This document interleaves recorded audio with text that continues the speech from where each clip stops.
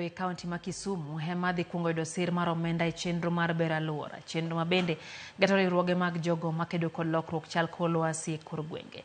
E romo kelo kanyakla jotend riwruoge aluora mar Nyando kotenore kod jakom mar board mar Tendalensi ma Herawasi Professor Humphrey Obora. Jopiny go rwako chenrono kakoro gigeto jiwo chenro mag rito aluora.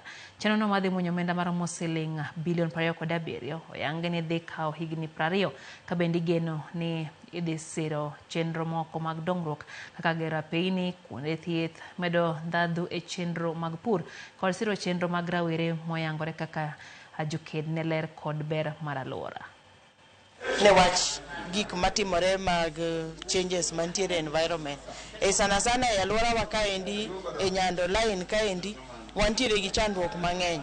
Koro wan wamedo mana sirogi ni gibed abeda dhi nyime. Wadwaro ni mondo walos grubewa kendo wawuo kod jowa mondo kata ka wanyalo yudo puothe ma watimore nade mwapure, mwalose, mwapidhe yien mondo chandruok maduong' manyo wan go ni obed maonge. We are here to support and improve the natural environment.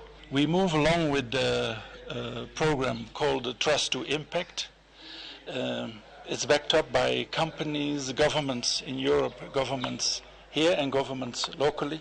Ka yudo tiegruok mipidho godo yien, tichako pidho yien, tichako chuli.